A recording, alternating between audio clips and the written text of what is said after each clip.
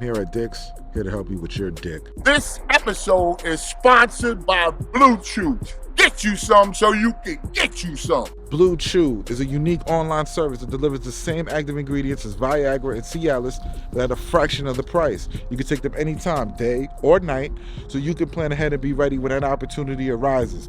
The process is simple. Sign up at BlueChew.com, consult with one of their licensed medical providers, and once you're approved, you'll receive your prescription within days. The best part, it's all done online, so you don't gotta go to a doctor's office, wait in line at a pharmacy, or have an awkward conversation.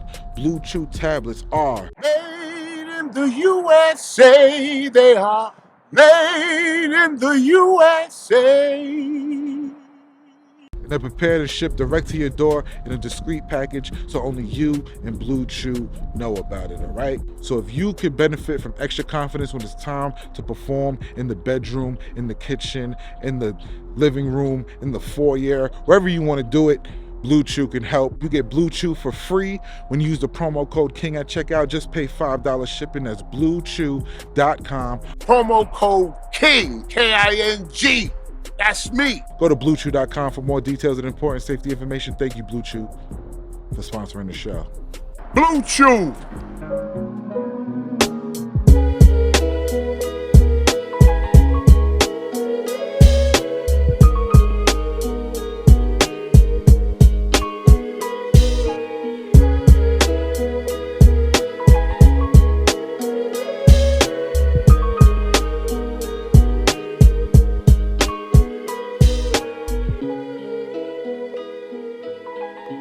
All right, I'm Space Ghost. This is Shampoo. King of all blacks.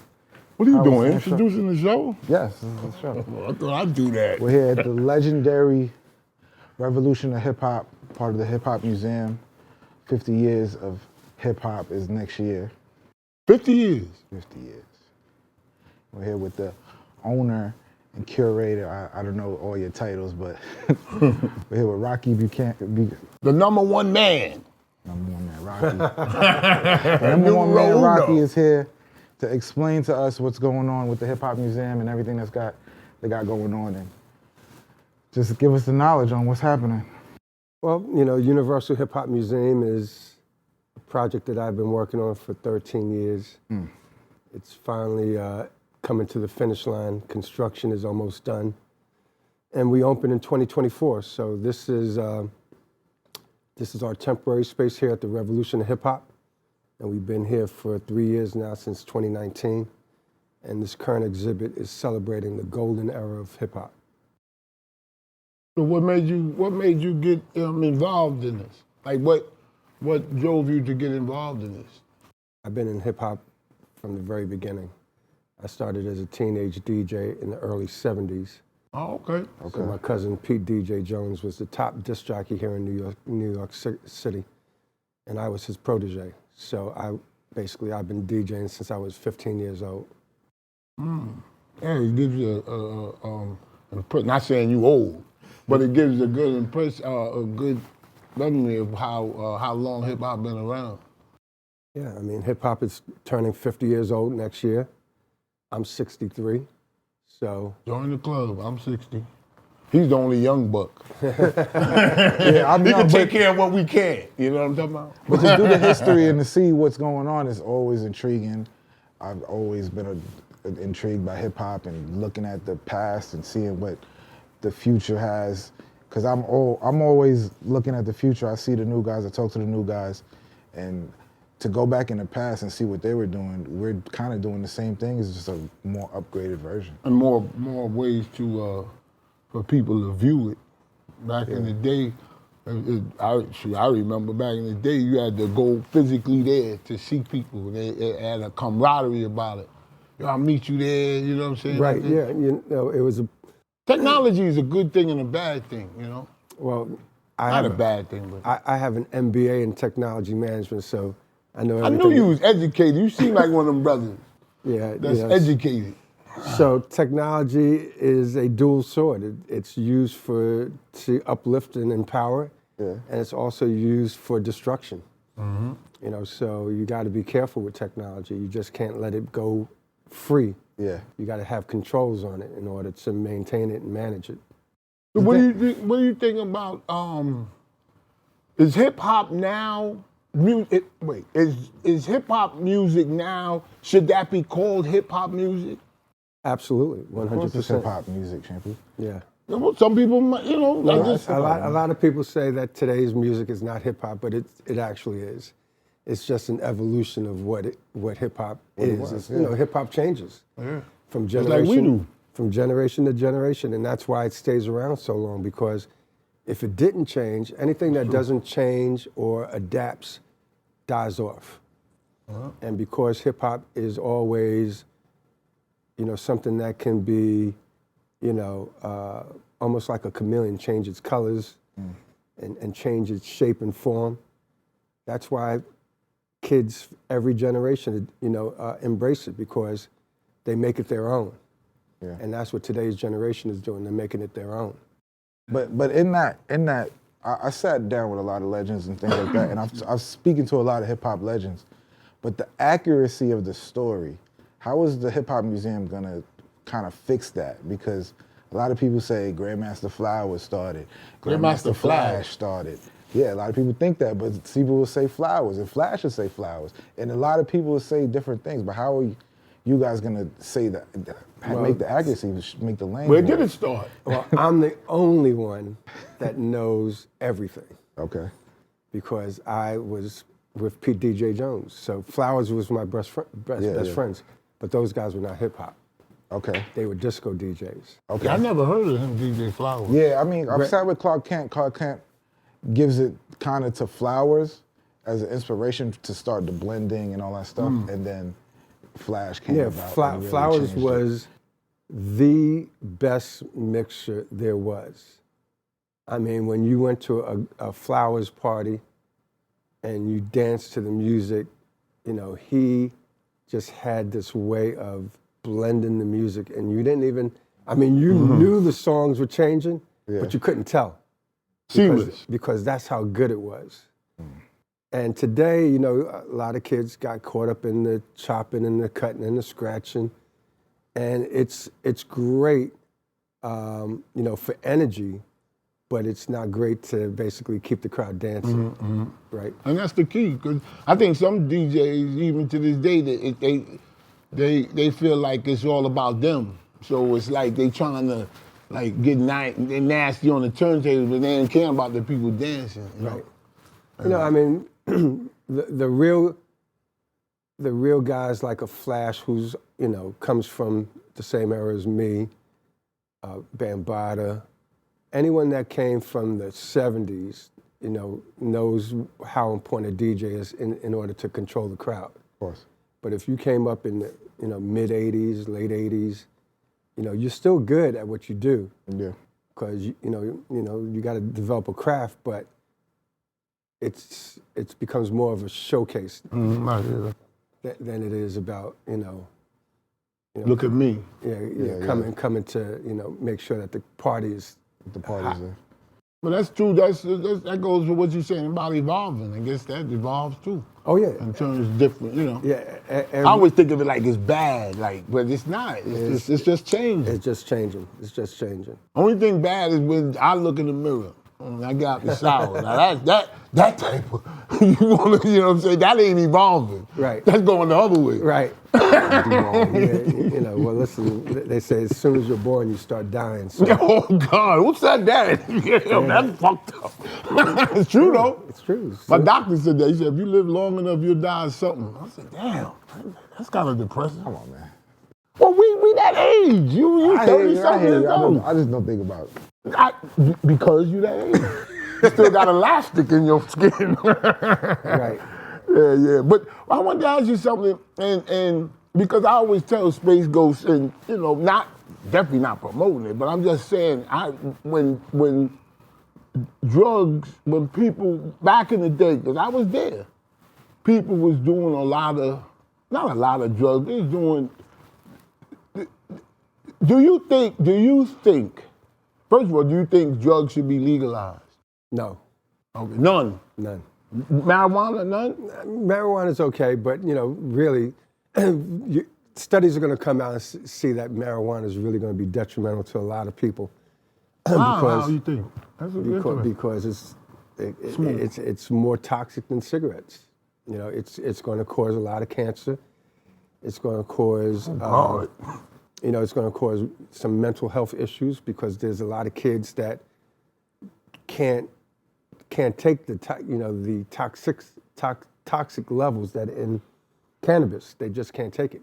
It affects their brain chemistry. I never heard that side of it. I wonder, do you know that? Fact. Okay. I wonder why they're not promoting that. I mean, No, you know, not promoting it. I wonder why because that side's not out there. Because it's an industry now that people, they couldn't control it. Yeah. So they had to do something. They like, look, if you can't beat it, join it. So the government basically is now, you know, they used to incarcerate us now for it. Now they want to make money off of it. And the people who are making money off of it are really more white people than black and brown people. Yeah. You always get the end of the stick. And the black and brown people who should make money off of it are not allowed to get the licenses to create dispensaries and all kind of stuff. So it's really, it's just big business now. That's all it is. You can't stop it, like a freight train. It's like a freight train. It is. But I remember when we was young, we used to go to the parties, and again, I'm not promoting anything, but like everybody, people was doing cocaine and this and that, and you didn't hear of any deaths having to do with that. Now you fast forward to now, it's those same drugs, which either way it doesn't matter to me, but those same drugs that we used to glorify back in the day are being condemned today. That could be a good thing, but I'm just saying it's me personally, I think all drugs should be legalized. But then again, that's me. I don't feel like people say there's drugs and hip hop, like people doing this and pills and all this stuff now. Well, if you go, we did it. Not we, but we. Well, if you go to Amsterdam, all drugs are legalized. Yeah. You know, so you could do any drug you want, and they got areas where you can do drugs at in Amsterdam, and they know how to manage it. But at the same time, they have a lot of individuals who are homeless. They have a lot of individuals who have not able to manage their lives because they're addicted to something. So, you know, but it's a free society out there. So, you know, today, you know, drugs are, you know, it's an underground market too. It's an underground market, and it's going to remain an underground market because, you know, there are, you know, here in the U.S. you have laws and restrictions, and as long as there's laws prohibiting something, there's always going to be a black market for it. So, and if you open it up, you know, there's going to be still a black market because they're going to have controls on how things can be used and not used, and who can get access to it and who can't, and those folks who are not allowed to get access to it, they're going to still have ways to get to it. You know, like so, when I went the other day, about a week ago, I went to a legal dispensary where I live in New Jersey, and it was first of all it was too expensive for one, and for two it gave me maybe because I'm older, but it gave me the sterilized feel to it. It didn't have that underground feel like you shouldn't be doing something like, you know what I mean? It took the ambiance away from it. Then I went up there in the Bronx and you know, go downstairs. It's some intrigue to it. right. You know what I'm saying? So it's always going to be an underground. But that's market. part of the curve. If it's more sterilized that way, it's more safe, and less people like want that thrill of doing something. True. They might not do drugs anymore because it's like the thrill is gone. Yeah, it's kind of that type of effect. Now that in hip hop, do you feel like the people that started it, or back, like you said, 30 years ago, 40 years, do you think that some of them are kind of bitter that they didn't, because they had big crowds. I was there. They had huge crowds. Do you think that they feel that they didn't get what they deserve as far as monetary fame, et cetera, et cetera? I mean, it's natural, but... Yeah, I mean, listen, it's like anything that has a start, middle, and an end. The people who start it are not necessarily the people who benefit from it. And the same holds true for the cats that, came up, the first generation hip hop guys and girls. They created something, they didn't expect it to become what it is. Yeah. And now that it is, this big business, they're like, well, I started this, I started that. And, they want to just make sure that their legacy is preserved. That's what the museum does. And that's what our responsibility is to make sure that everyone's story is documented and celebrated. But don't forget about the foundation. Yeah, and those cats will always be part of the history. But in terms of getting compensated, it's like the NBA players. The first NBA players were getting paid like $20,000, a year. To us, we picking cotton. You know what I'm saying? We built the country. So it's the same premise. Right. So we got to remind people that we built this country. People don't want to hear that shit, but... Yeah, so, today's NBA guys, Stephon and LeBron, they're making hundreds of millions of dollars, but that wasn't the way it was in the beginning. Definitely not. But are you guys going to highlight, like, the beefs and the dramas from this day? Because there was a lot of that going on as well.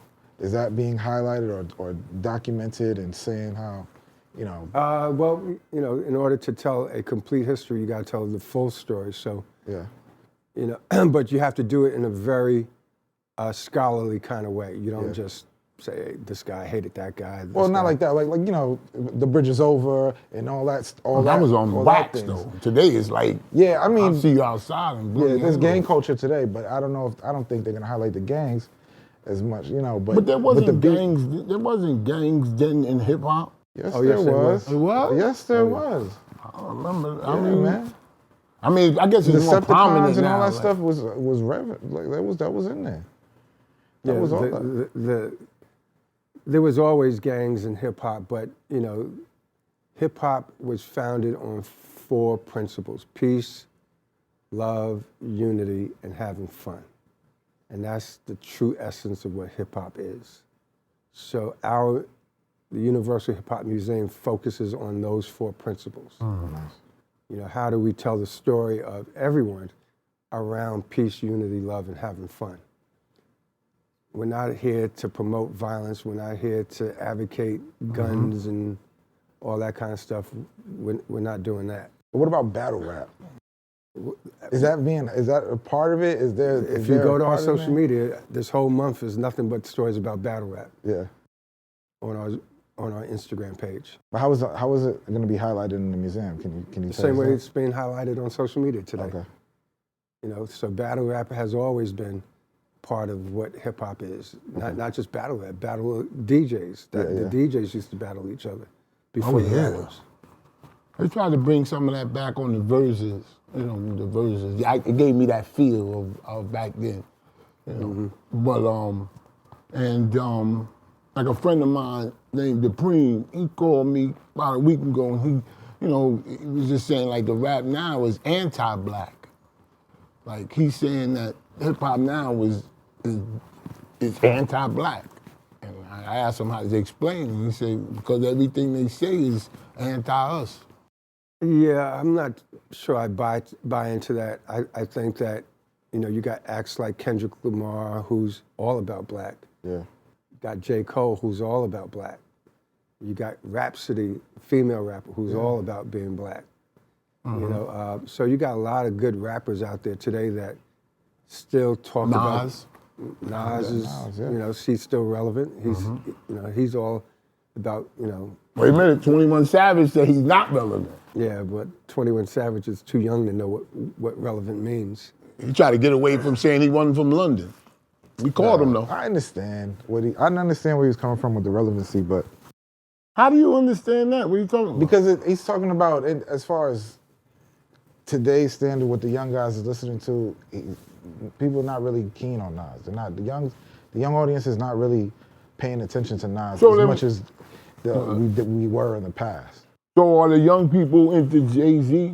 Jay-Z come out album with young people. It'll probably be the same response. It'll be the So- same response. so- Well, it's not saying that Nas is terrible. He makes terrible music. No, I understand. It's saying that the young guys are not really checking for Nas in that way. That's basically what he was trying to say. Today's generation only knows what they know. They don't know. We get kids in here all day long, and they come in here. They don't know none of these artists in here. They don't know Biz Markie. They don't know Rakim. Yeah. They don't know nobody. And that's what the museum does: is to educate them, inform them on who they are and why they're important and why they should know about these guys. So that's the whole purpose of having a museum. Because if you look at some of the new people out now, they're gonna name them, but a lot of them guys looked at these things. They act like they didn't, but they got their style and things like that. Like I'm fly. This person is this person. This person. Just like you said, Kendrick Lamar got his lane. They had their lane. The De La Soul back in the day. You know what I'm saying? They lane. But what do you think? When did the violence? I know you're not promoting it, but it is. When did it seep in? When did it seep in? So hip hop was founded on gangs, right? So, I was in the Uptown organization. We had the Black Spades, we had Intercrime, we had the Peacemakers, the Grim Reapers, the Savage Nomads, Savage Skulls, the White Angels. I mean, all New York City had gangs all over the place.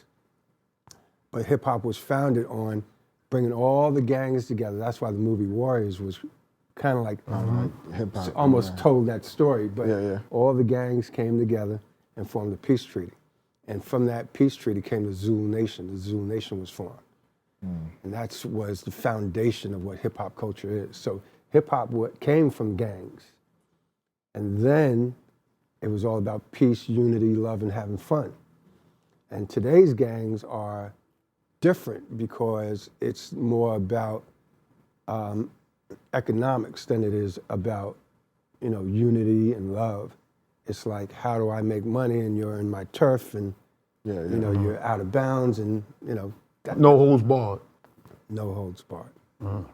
So that is the difference between today's gangs and the gangs of the past. Okay. The gangs of the past was about community. This is not about community today.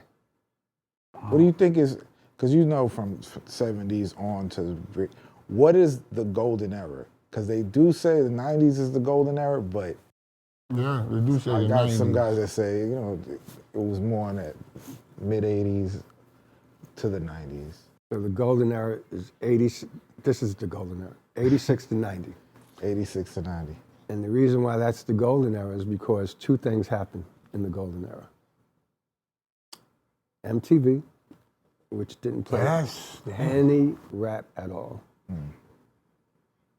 They didn't even want to play Michael Jackson. They added Yo MTV in 1986. Okay. And when Yo MTV was added in 1986, the world started to see what rap was.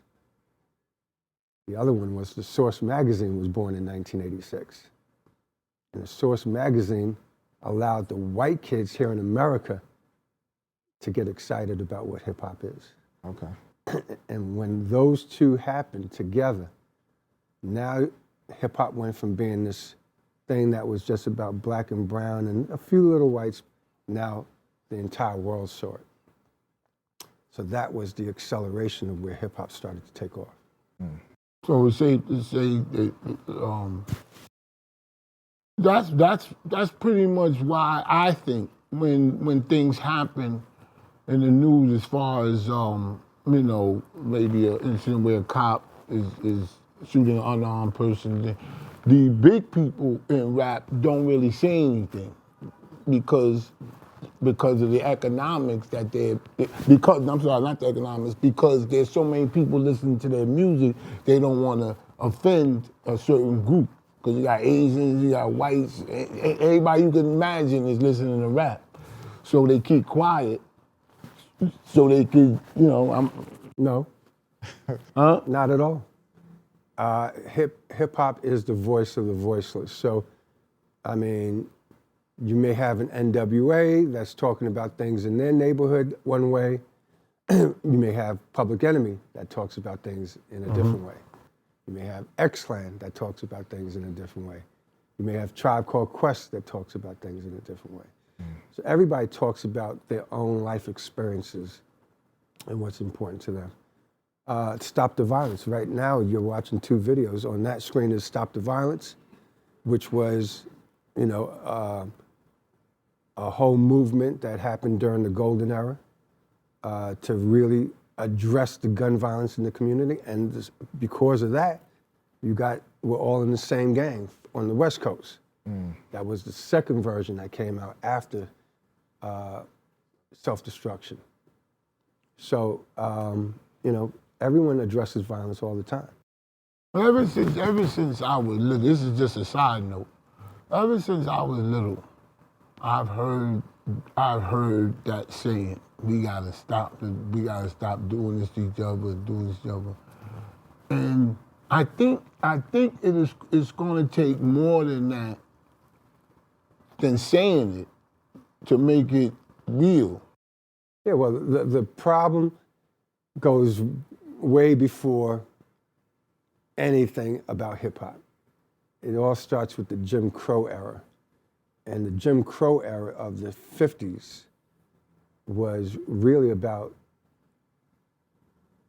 making black people feel inferior.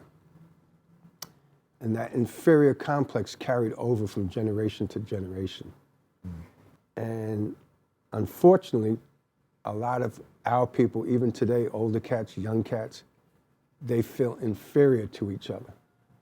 So there's always going to be a certain amount of internal hatred against each other. That's what they wanted during the Jim Crow era. They wanted you to hate yourself. They didn't want you to feel inspired and empowered. So Life doesn't mean much. Right. So because you don't feel like you have any worth, guess what? You don't care about him. He's worth less than me. Ah, damn. I mean, I heard that before, but the way you put it is like putting it where the goats can get it. As Joe Madison would say. I listen to him every morning. Circling back to hip hop, what about the other elements like graffiti and breakdancing and things like that? How is that included into it? You look at our logo, it looks like music notes, but it's not. Okay. The logo has 5 bars representing the 5 elements of hip hop: DJing, MCing, graffiti, B-boys, and the last red line is knowledge. Those are the 5 elements of hip hop. And that's what this whole museum is built on. I'm getting the sense that I don't remember because I just was there, watching it. But now in hindsight, I think I don't know if you agree or disagree, but the breakdancing came with when the Hispanics got involved. Nope. You said that quick. Yeah. Well, Fat Joe said that hip hop was 50-50, Hispanics and blacks created it together. No, I don't think that's true. But that's Fat Joe said that, and then somebody, I think Yeah, another but you person said that like he's confirmed it with me. the No, but another founder. person confirmed that as well. Yeah, well, I'm Latino. Okay. And I've been there from the beginning. Yeah, Leland kind of confirmed it too. Leland. I grew up with them, the Sugar Hill, Mr. and Miss Robinson. I grew up with them in Jersey. Oh, okay. Yeah, so, listen, hip-hop was started by black and brown teenagers, but the first B-boys, the original B-boys were black. Okay. They weren't Spanish. So Trixie, Sasa, Clark Kent, the Nigga Twins, they were all black. Yeah. They were Kool Herc's Herculoids. Herculoids, yeah. And those were the original B-boys.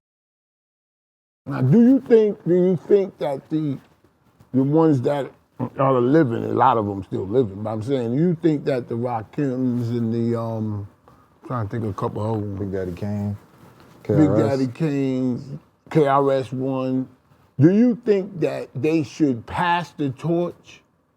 Because I see them when they come out, the sales is, lackluster, yada, yada, yada. Not because of the music, it's because maybe time has moved on from them. Do you think, like a quarterback? Or No, I think Nas said it best. I mean, hip hop is the only genre where we kind of like date things. And that's true. Rock and roll, Nope. they don't date it. Nope. Jazz, they don't date it. Now, in fact, it gets finer. It's like fine wine, like Right. The Billy rock- Joel. He can sell out the garden. Right. now. Billy Joel, the Rolling Stones, the Beatles, these guys are almost 90 years old. They still touring. Yeah. But hip hop, we have to classify, we have to fight over the little crumbs that they want us to fight over. That's the whole Jim Crow thing. And, they want you to really just, oh, those guys don't mean nothing. They're not worth anything. It's just what's happening today. Do you think it's the record labels that's doing that? Like they're trying to No, it's not. hone in the young It's talent? us. It's our own mentality. Yeah. Yeah. But I heard you on Hot 97, and when Ebro asked you, you said the record companies today didn't assist in No, they haven't given me a dime. But they will, because they're going to have to. At some point. This museum is the most important project in hip hop. There's nothing bigger than this museum in the world. What is their excuse? What is their There's no Got excuse. plenty I of mean, money from hip-hop. they're just learning about it now. Yeah, they're young. Okay. The record labels have been watching us grow. We had to get to a certain part in order to make people understand that this was an actual real project. Yeah. But now you look across the street and you see the museum across the street, and it's Huge. It's It is. huge, and people come here from all around the world, and they see this, and This is just a small piece of what's really this going is to happen. not even a small piece. This is like a fraction Yeah. of what's going to be across the street. Oh, so, okay, that's what you did say. This is temporary, but it's going to be across the street from Yeah, you. you can, when you go big outside, building where they're doing you'll see the construction. building right across the street. Wow. Damn. So what about like the artifacts? So I know a lot of people have artifacts, a lot of people have things that from the past. How do you guys vet that and make sure that they're authentic and they're being put into? Well, we have curators, and our curators, know what's real and what's not real, and we get stuff donated to us all the time. People donating clothes. The Hit Factory donated a big studio console. We got speakers from the Roxy. That's Coolio's bike right there, hanging up in the front. Rest in peace. Yeah. So, we're getting stuff all the time, and as more and more people find out about the museum, especially if they have something of worth, I want to have that inside the museum. Yeah. So they reach Put their out. stamp on it. Yeah. Like I was looking at, I think that Bismarck, the Gucci sneakers. Yeah. And it's amazing how, I didn't even think of it, but I was in the midst of it. They still doing that. The Gucci and this and that. I used to say to my father, he used to say, man, listen, man, we've been like that since the 30s. We always had to be ahead of the curve and show the people how to do it.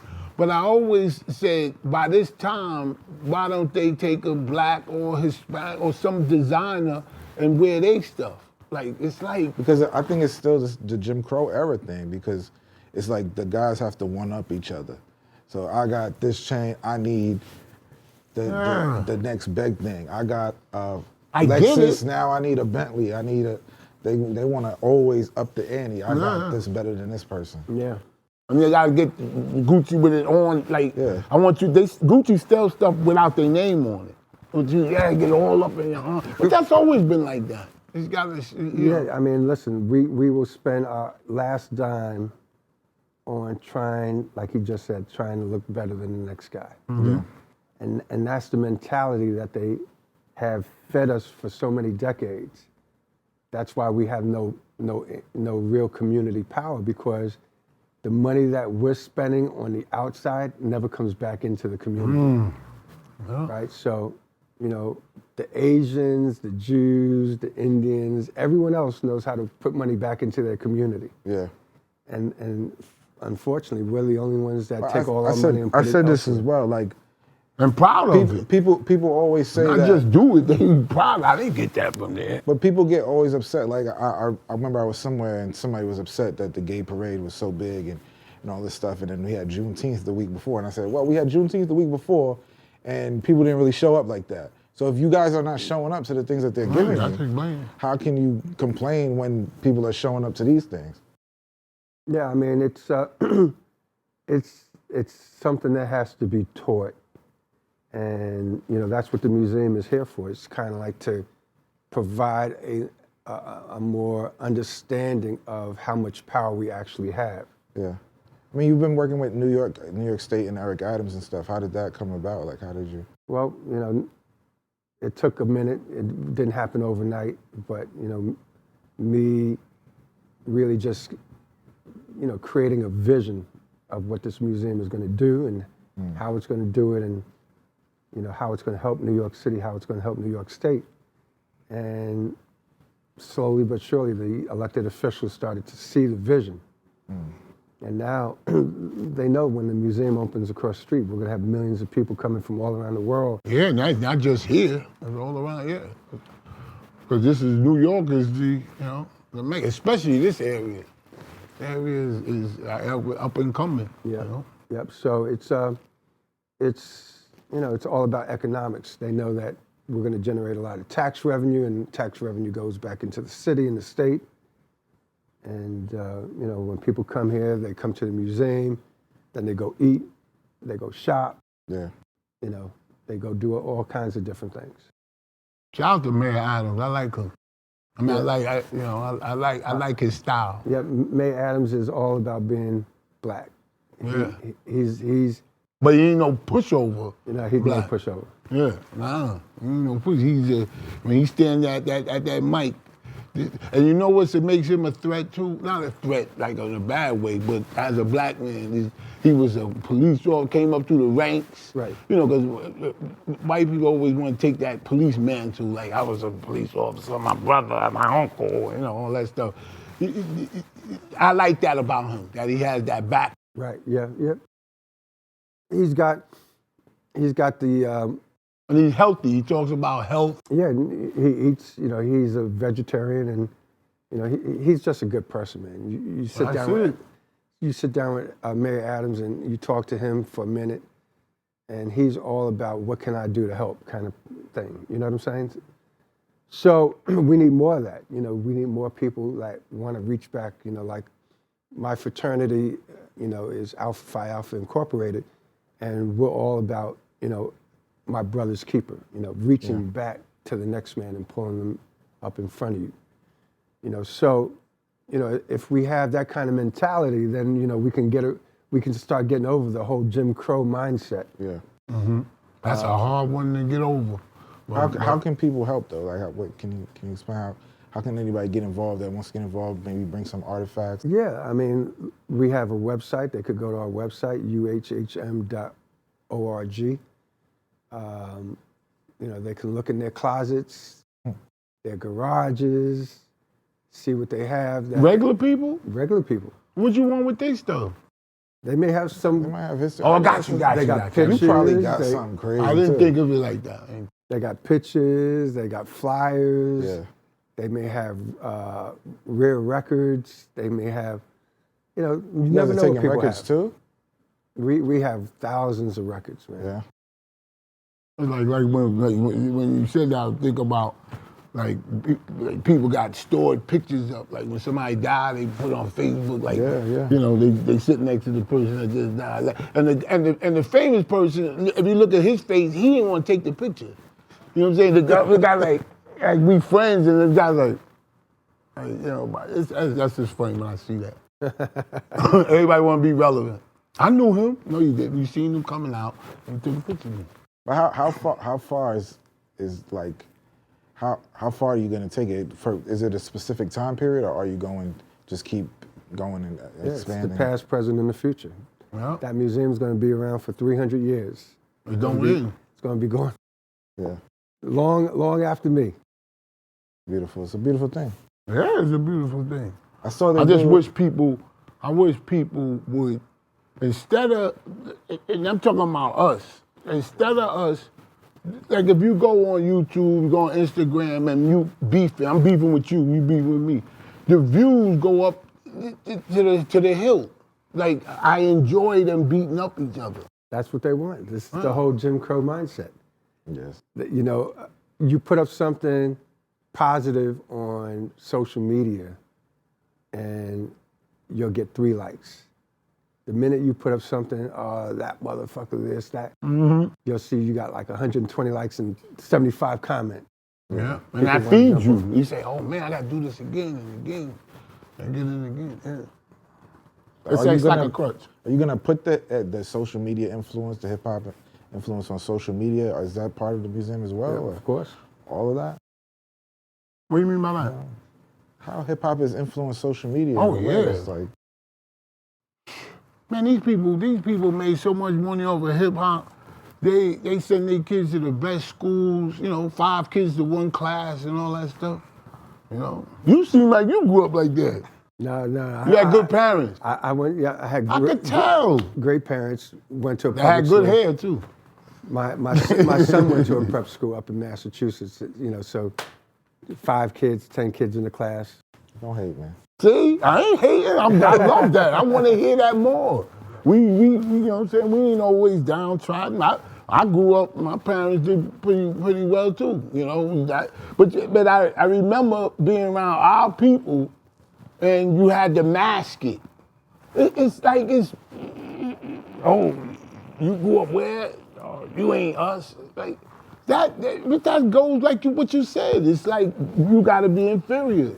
You had to hide. I had to hide all my, my ski things on my thing. Remember you wear them on the thing, the jacket? Yep. I used to take them off when I got to school. We all had to eat out the same bowl of cereal. I had to act like that. No, you didn't. But that's how, that's how I grew up. But that's another thing. Just like, what do you think about, just a side note, what do you think about this Kyrie Irving, not so much, I can't think of his name. Damn, I forgot his name. Kanye. Not so much him, because he's all over the place. But the Kyrie thing, I think, was kind of heavy-handed. Not saying it was... So, I know Kyrie. I used to run the Gauchos basketball program, and my son and Kyrie played on the same 7th grade AAU basketball team. So Kyrie's a good kid, but he's a little nutty. Well, I know he said it was flat, the world was... Yeah, he's got some views that he just should not, you're a public figure. Don't say things that is going to get you in trouble. But he does it, and he does it over and over and over. But what he doesn't realize is that that's part of our fault. But he has nowhere to fall back to. If we had the so-called power too, then he would have somewhere to run to the bosom of his people. But when he run to us, we like, get out of here. You shouldn't, you know what I'm saying, man? So you got to, just like you said, you got to be careful. Yeah, it's easy for somebody with a dashiki on YouTube with 3 views, and he's talking about, it's easy for him because he's looking for views. Right. But when you got it, you have to protect it. Yeah. You can still get your point across. I like the message that they're doing now. I see it seep in. The young people like him and a couple other people, they're saying we are against all type of discrimination, even against us. Right. That's the right message. That is the Not right that, you know what I'm saying? This is like it's simple, but it's worded right. Right. Yeah, so, listen, we need to have more of that. Yes, I agree with that. The problem is, we want to protest Black Lives Matter, but we're killing each other in the community. Yeah. How can you say Black Lives Matter and you got black on black crime going crazy in your neighborhood? And then because I call up, I've been on Howard Stern show for years. But because I love talk radio, when you call up a black station, I mean, it sounds like primitive now, but back then, when you call up black stations and say that, they get mad. Oh, we're not talking about that now. When are we going to talk about the crime in our neighborhood? When are we going to get around to it? Mm-hmm. You got to wait around for a police officer to shoot somebody for us to come out? Or knee on his neck. They got people shooting each other all day in Chicago. You can't blame that on the so-called white man all the time. Exactly. And you know whose fault it is? I don't know if you agree or disagree. It's been my mom for years. I used to ask my mother and father that. It's partly women's fault because of the men and the guys that they pick. Right? If you got a puppy, a pit bull puppy, or any type of dog, and it's beautiful, it's cute and everything, but you keep them out in the backyard, tied to a tree, and don't show him no love, he gonna be mean and just like these kids is 10 years old, blow your head off. Right. They not happy. Right. Even they got on the sneakers, $500, the Moncler jacket, $2,000 for the jacket. You know, they're still angry. So there is something to say to that. Listen, see? But oh, it's God. not. It's not. But You can't put the blame Listen, all on women.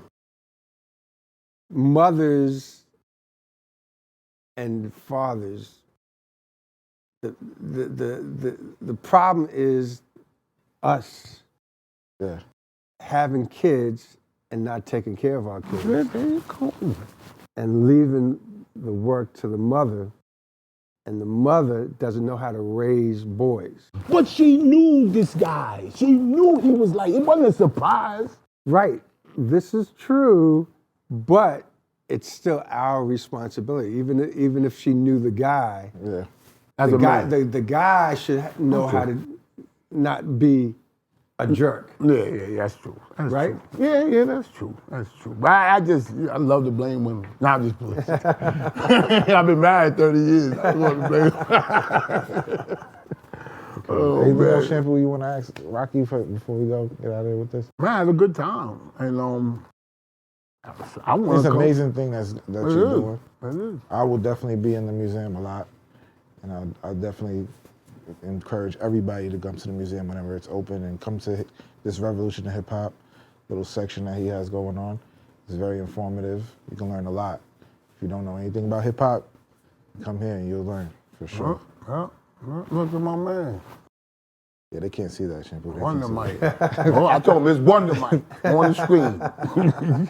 Now that ain't his hair. He got a perm. that. You guys can see it. It's like a big boom box. It's 2 screens in the boom box. It's I put the pretty picture dope. on Instagram. Yeah, we'll take pictures of it. So it'll be on our Instagram, PooNSpace. Yeah. All right, anything you want to leave the people with? No, just get ready for the Universal Hip Hop Museum. We open in 2024, and you can become a member now. So if you want to get involved with the museum, become a member. How you become a member now? Go to our website, pick whatever level of membership you want, Just sign up for and it? sign up. What's the website again? uhhm.org. Nice. Is there a podcast section to this museum also? We have podcasts. but Stop we- pitching us. No, I'm just saying. I'm one of the founders of this podcast. I don't know. But I am. People don't give me the credit, but I am though. Hey, you got to get the girl's number to gotta get figure it anything else from her. But somehow somebody gonna know that. I hear that. I had a good time though. Thank you for having me. Thank you. Cool. Thank you Thank so you much. guys for coming. And again, we had a great time. Nice meeting you, Rocky, and always You meet me nice. all the A time. pleasure. But this is the PooNSpace Show. And remember, a big shot ain't nothing but a little shot that kept shooting. Take care, folks.